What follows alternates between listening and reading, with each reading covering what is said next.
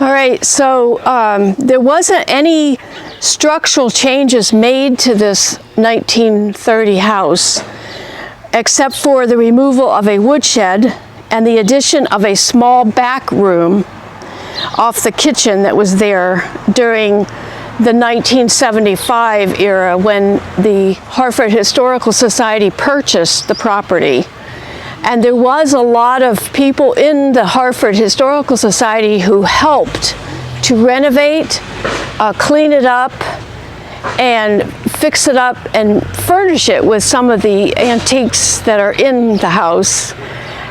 So there was a lot of work done in the 1975 to 1985 era. Was that her outhouse then? That outhouse was not original because the outhouse that was there was so bad they had to tear it down. But this one was donated, let's see, I can't remember who it was donated by. That's where the original was, right? It was there, yes. So that woman who lived here in 75 had to use an outhouse? Yes, she used an outhouse and she had a composting toilet inside. On the upstairs. Well, thank you very much. Oh, you're very welcome. Thank you.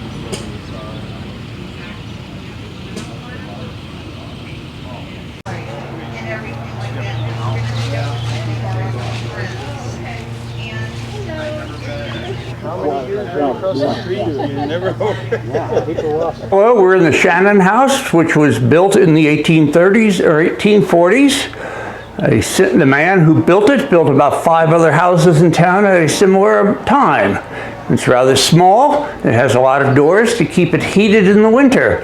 The warmest room was the kitchen.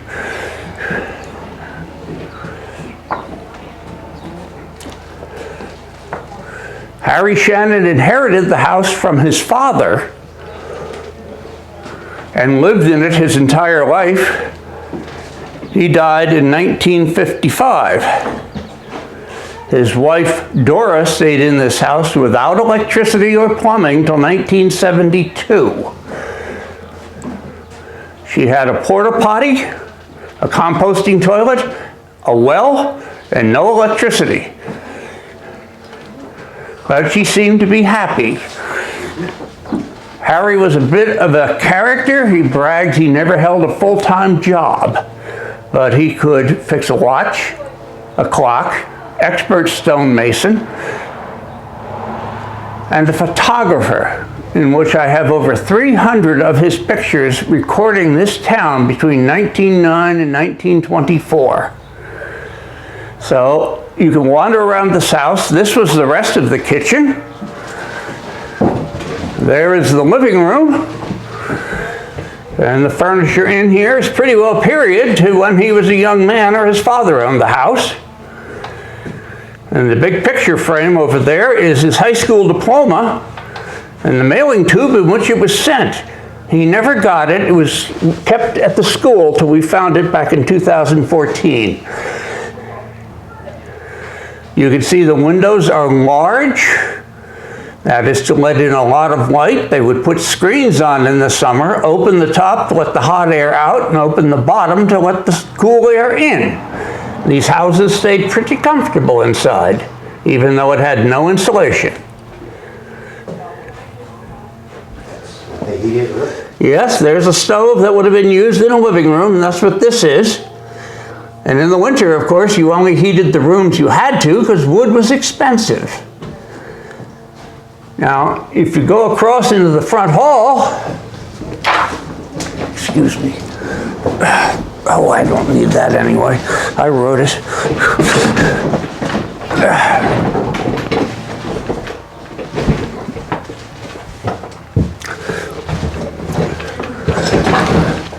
This was the dining room, which was probably the least used house in the building because you could only use it about 6 months of the year.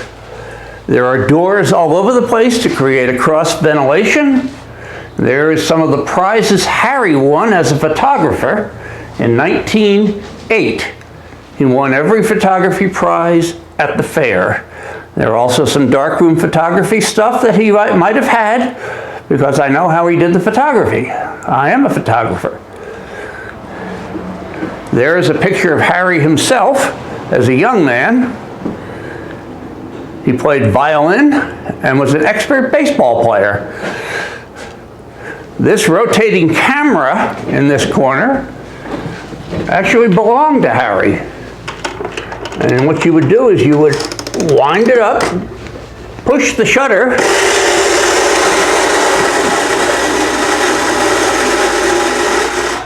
and you would have a 5-inch by 12-inch picture of the whole area. Unfortunately, we do not have any of those photographs.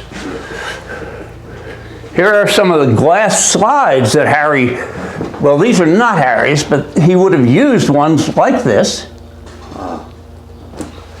There's an original negative. That's what's on it. Oh, you didn't need the ramp?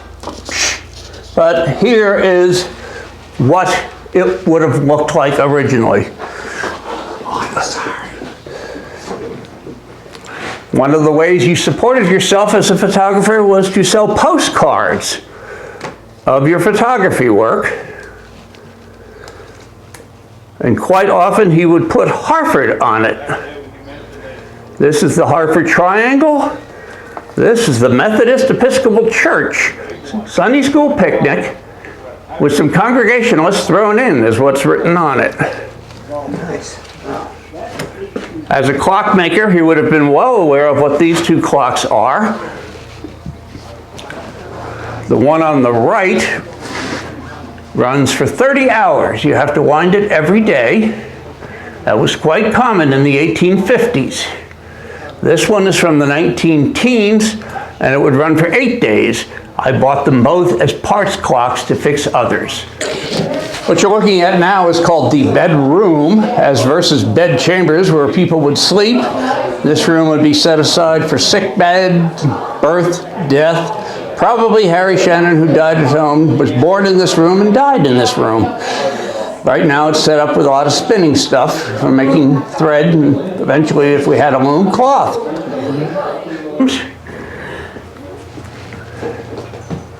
To which I cannot get.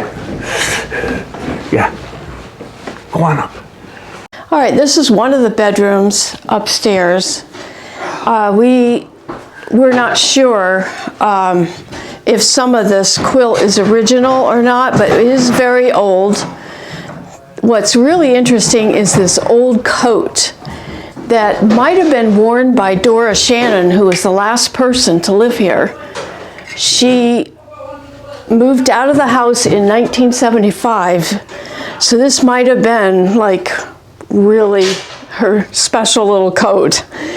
And we have other mementos that we found in the trunk. We found a little doll, a couple of dolls that are very cool. So we imagine that maybe Dora Shannon had these as a child. And just a few other little things. This shawl was owned by Will Shannon, which would have been Harry Shannon's father, who owned the house. Wow. And Harry Shannon was born here. So that is really old. It's very cool. What is that over there, that door by the, looks like in a chimney? We're not positive, but there are nail holes here. We think that might have been used as a closet. And all the heat, the only heat upstairs is these little holes through the floor. So there was no electricity, of course, so pretty primitive. A little closet. And then we believe this would have been the composting toilet. The spot for the composting toilet is still there. And same here, we have a little closet. This actually goes the whole length of the building, kind of like under the roof. And then a rope bed that was donated. We don't think it's original, but a very nice old rope bed. So everything is simple. We've tried to keep things just like they would have been. Coat rack there. The coat rack, we don't think that's real ancient, but they probably had something similar that they used. Because this room does not actually have any closet. Yes, I have on display some of the early type firearms used by the colonials and on up into the 1900s. This is like a Fowler 20 gauge shotgun, and you could use birdshot in it as well as a round ball for bear or deer. So it's a pretty versatile firearm. This is a later version, a cap block. This uses a percussion cap for ignition. It's the same caliber, 20 gauge shotgun or 600 grain round ball. And it has what they call the octagon to round barrels, which is a wedding band on here. This is a heavier built area to withstand the pressures of shooting a round ball. Then the barrel was thinner because it didn't need to be heavy out further for the shot. So this is some powder horns, powder flask. This is a shot flask. You tip it down, push that, and it gives you a measured charge of shot. And these as well these are powder measures in shot. They measure in drams of powder, but it's actually by volume, and it's adjustable. And then this is a homemade powder measure that I made for hunting, for quick service. Cool. Thank you very much. You're certainly welcome. Hey, I'm Christina. I make soap. I'm usually down at Old Mill Village Museum, and I demonstrate down there, and we do events all through the year, starting in the spring and ending in the fall. And these are soaps I make over an open fire, and I do it very natural. I don't put any dyes in it. And this is the mold here that I pour my soap into when I make it down at the village. And most people can see me demonstrating down at Old Mill Village Museum in New Milford. Hi, I'm Sue Dyson, and I am braiding rugs today. I'm just getting set up here, so I don't have anything ready to show you much, except this little piece that I started and the one that's finished. But basically all you do is fold the material so the raw edges are on the inside, and then braid it together.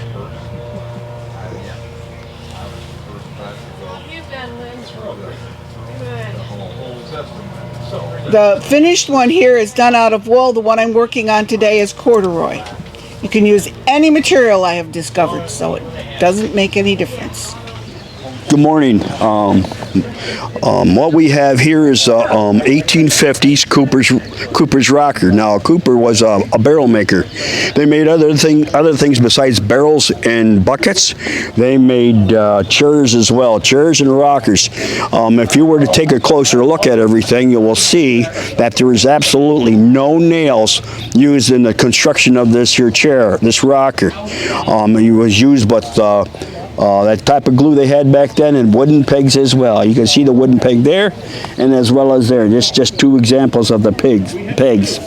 Now, when it comes to the seating, there's various materials they could use. They could use cattail leaves, the long ones, and they would harvest them about this time of year. They would harvest a whole bunch of them, then they would set them aside and dry them out. Once they dried them out, they would get them back out, and at their convenience, they would soak them a little bit, which would make them pliable. They would take 3 leaves at the time and twist them together, which would make like a cordage. Now, I'm a little lazy on that. I buy my material. As if you could see, This is like a paper product. I got a bunch of it here, various sizes. I didn't know exactly what size I needed today, but let me get an end here. I'll show you. Here's an end real quick. I'm not very organized, excuse me. But if you were to take this and untwist it, you'll see what I'm talking about. See? It's like a brown paper wrapped up into a cordage. Okay? Now the longevity, the advantage of using this stuff is the longevity. I can get much longer wear out of this than I could the cattail leaves. That's one reason why I choose to use this. And another thing, it don't get messy when it starts to just dry out, because that stuff would dry out, and over a period of time, as you sat into the chair, it would be like snowflakes falling to the ground. It would just leave a pile of stuff over underneath the chair eventually. Okay, so that is what you call rush. I use a cordage, and it's a form of weave. Once you get going, this is the pattern you'll have, and I will have a pattern like this all the way up through, okay, from both ends, and it'll come to a point here, and it will be flat in the middle, or going across, straight across in the middle. I'm quite a ways from doing that. A chair like this usually takes about, I've done one in about 8 hours, 10 hours. Okay, so there's quite a bit of work to be done in this chair. I just brought it just for the sake of showing and maybe doing a little work, demonstrating. But that's what this is, a rush chair. Okay, now, how's that? I'm over here at my spinning wheel. My spinning wheel is an 1840 spinning wheel. It's actually what they call a flax wheel. A flax is a plant they used to grow, and they used to harvest it and work it, and they would get real fine fibers off of it. Now, for those of you that might know a little bit about flax in the wheel, you will see I'm missing a piece. It comes up like this, and it's called the distaff. And doing what I'm using it for, I do not need it. I spin wool. Okay, here's my wool. What I got is already processed. Okay, it's already processed. You can see the fine fibers. You just can pull it apart with all the fine fibers. Okay. Excuse me. You okay? Now, what you do with this here, okay, hold on, put this in my, okay, now, when you're doing this, what you need to do,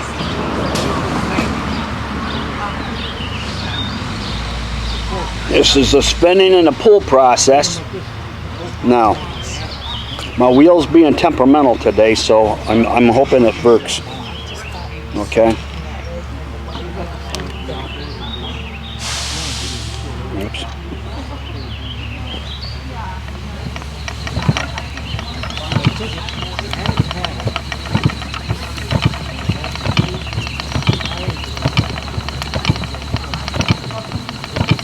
See how that works?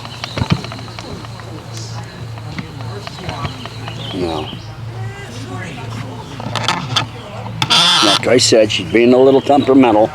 I've moved it around a little bit, and it doesn't like to be moved. I get it set up in the spot, and that's where she wants to be.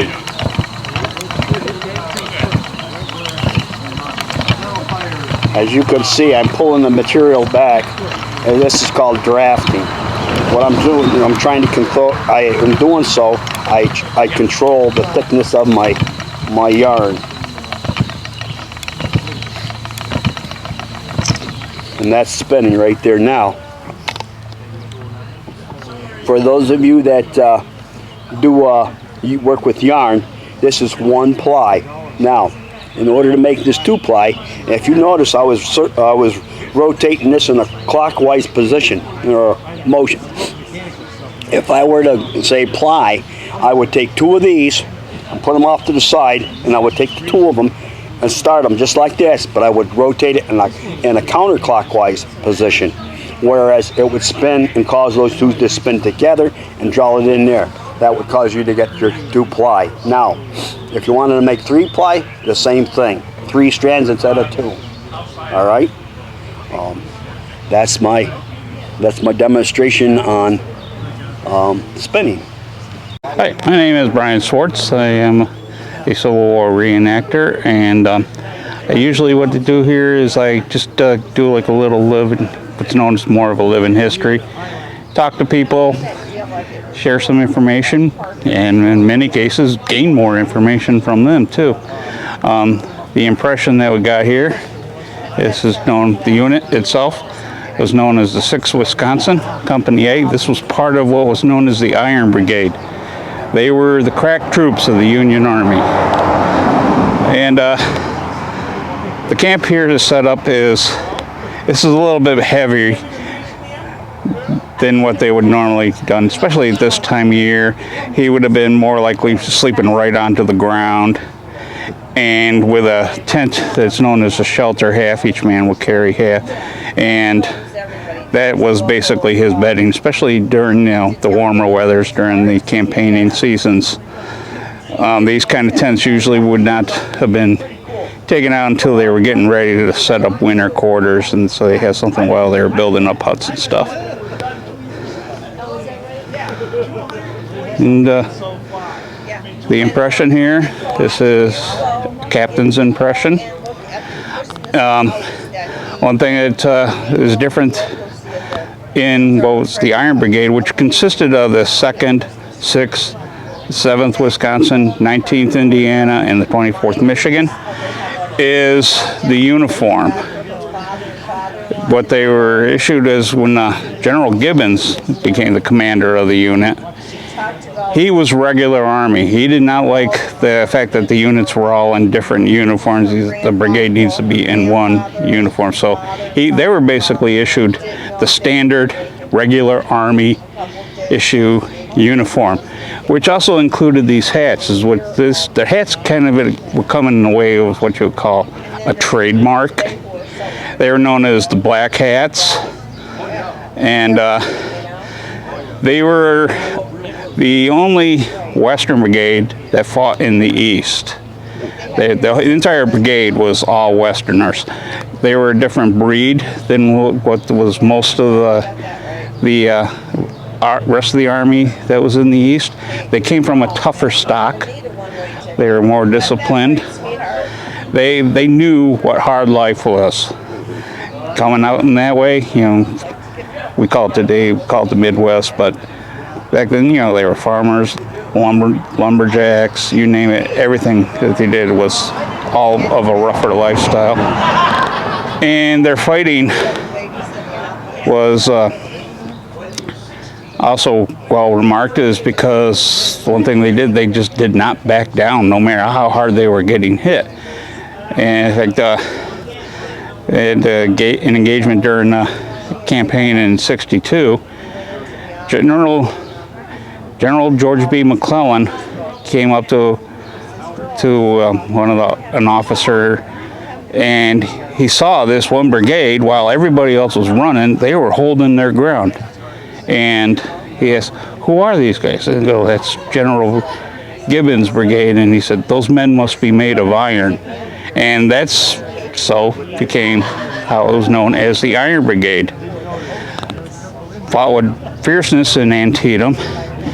Gettysburg, they really proved their mettle, and they were heavily outnumbered and managed to take and capture Confederate units that were almost twice their size. In fact, they pinned them down in what was where the railroad runs through.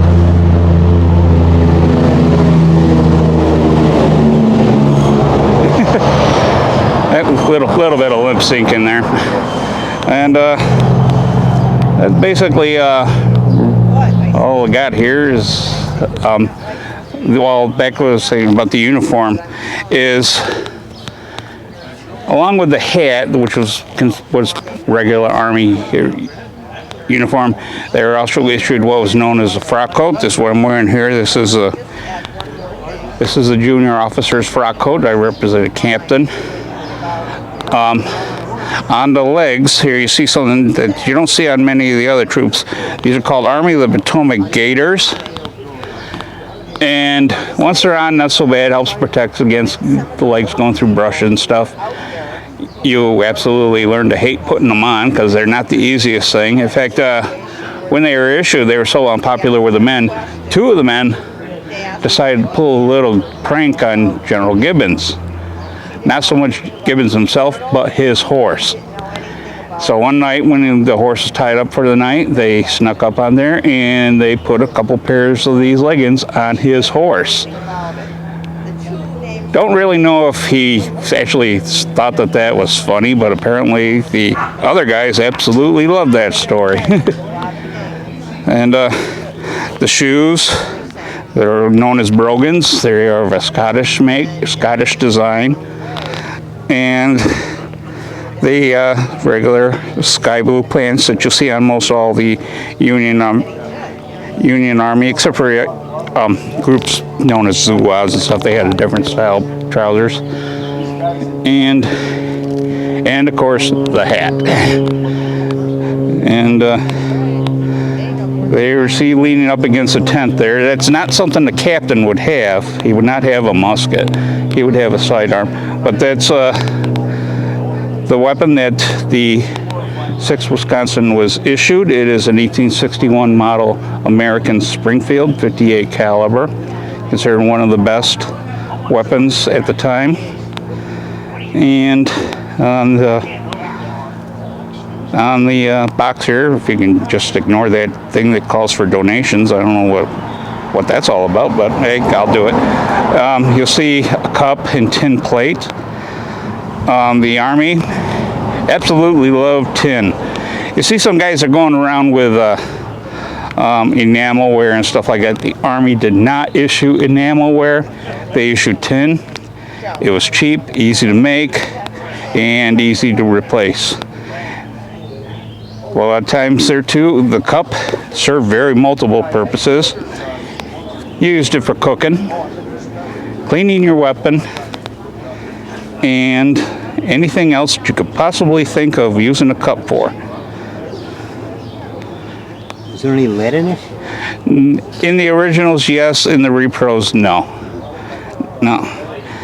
It is a very heavy tin on the cup there. The plate is very thin-weighted, and also another thing that they had that was made of tin would have been the canteens, which you didn't want to be without your water. Also on the side here you see a bag. This is different than what the enlisted men would carry. This is what's known as a haversack. It's basically a feed bag. This is what you use to carry your food rations. In this particular one you have extra parts, different parts here where you stash your paperwork and things like that. And that is what that is for. And on the side here also have a just ditch that. Junior officer's sword. And it is engraving on both sides.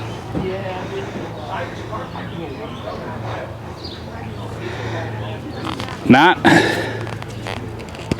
a sharp blade. This is more general purposes for directing your troops, giving commands. If you need it, it became a weapon.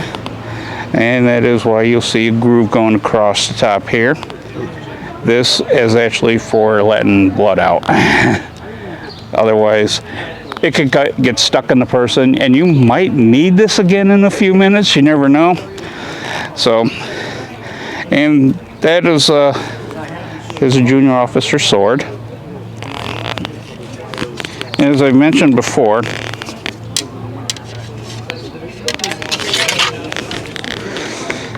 on the side here, he did carry a firearm, but he did not carry a musket. This here is particular make is the 44 caliber Remington. It's a 6-shooter, and not the easiest thing to load. A lot of them would just carry extra cylinders here that were already preloaded and such, because other than that you had to go through it. This will pop up. It's a royal pain, so I won't do that right now. Wax on top of them? No, it's just basically, it's an oil, and I mean, when you loaded that cylinder, did they put them in to put wax so one side wouldn't ignite the other? no. Oh, okay. No, it basically was sealed after you got the bullet inside there. And in between, it is cap and ball. You see right there, cones. Yeah. But you'll also see a space in between here. Mm-hmm. It's more or less a safety thing, because you didn't want this to be sitting on a live round. All it would take is just a little rubbing into something there. So there's a notch here where you could just rest your hammer in between the rounds. Safety. Yeah. And some of the firearms that did not have that, they just basically would leave a cylinder empty. Mm-hmm. So basically, you come in a 5-shooter. Yep. Well, thank you.